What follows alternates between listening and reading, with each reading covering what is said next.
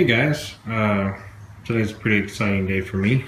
Picked up this Char-griller Akorn Kamado Kooker from Lowe's, only $2.99. It's supposed to be pretty good compared to a Big Green Egg or a Vision Kamado Cooker.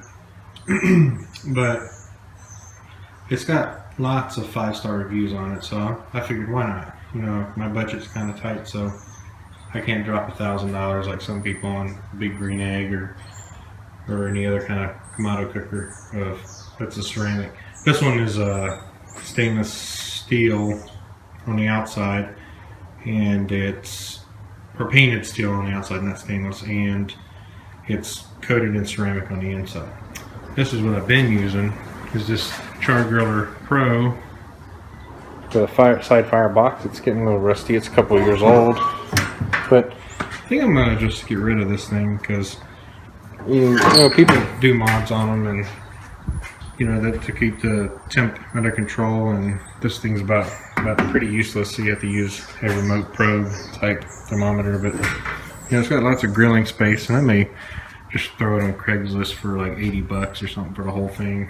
And somebody else who wants to get into smoking meats can have the headache of keeping the temp maintained.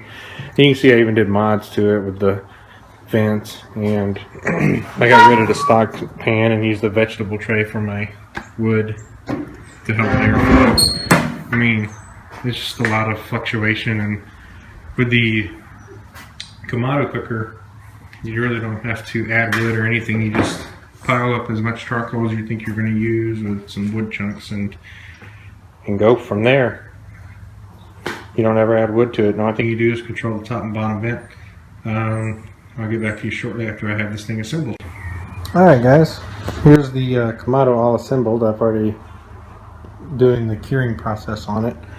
I'm going to have to sit here and play with the vents and stuff, but I got a little smoke coming out the top. And also, I know these aren't very reliable. It's sitting about 300 right now.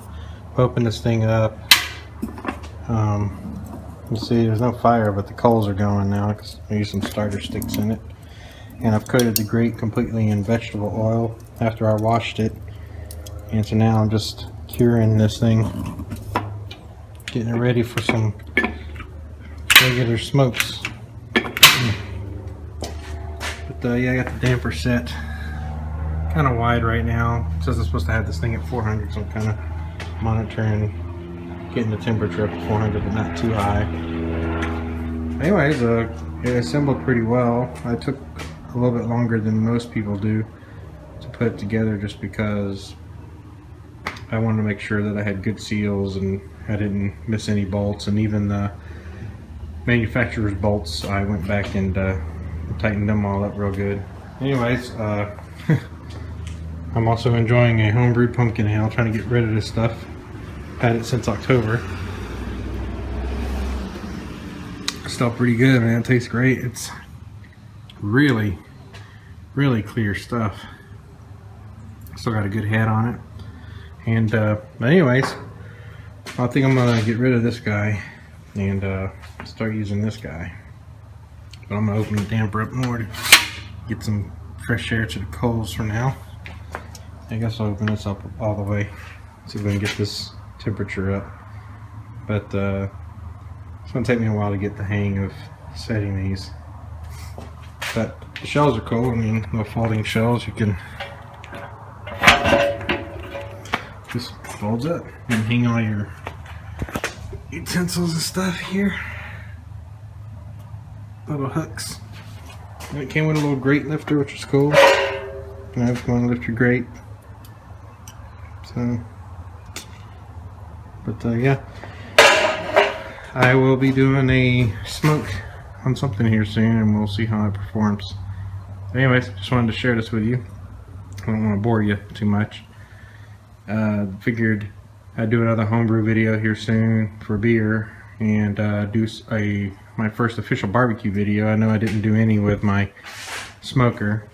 Sorry about that, but just never was in the right moment, right time to do it.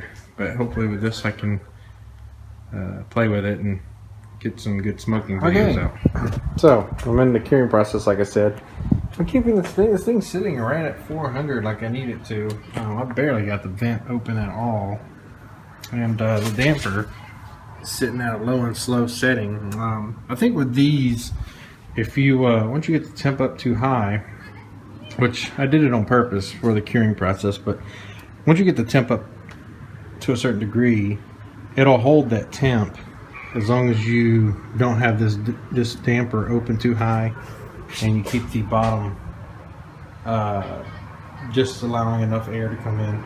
But it's been holding at this 400 mark on this temperature gauge for the last 15 minutes. So I think if I leave it like this, when I start to do my low and slow cooks, this thing will not fluctuate at all very much. It's holding temp very well. I read that that there's been issues where in the previous models that they had a problem with this thing leaking a lot and smoke coming out around it, but they've obviously fixed that because they actually have a little rubber gasket that goes around the top of this thing now. The bottom ash pan has a heat gasket. It's sealed with a little heat gasket on it, so when you take it down and empty your ashes, put it back, it's got a nice little seal from that. There is no smoke leakage on this thing at all. I'm pretty happy with its performance so far, just curing it. I think when I do my briskets and my pulled pork and other types of low and slow cooks, I'm going to be very satisfied with this thing. Just the longevity of it will be the real thing, the real question. But I'm going to keep this thing in my garage, not out in the elements, so it should last me a really long time. $300 well spent, I believe. But we will see when I start doing my meats, you know, my briskets and such, how well this thing performs. But I'm very impressed at this point at how well it's just, I mean, it's staying right around the 400 mark, so you can't beat that.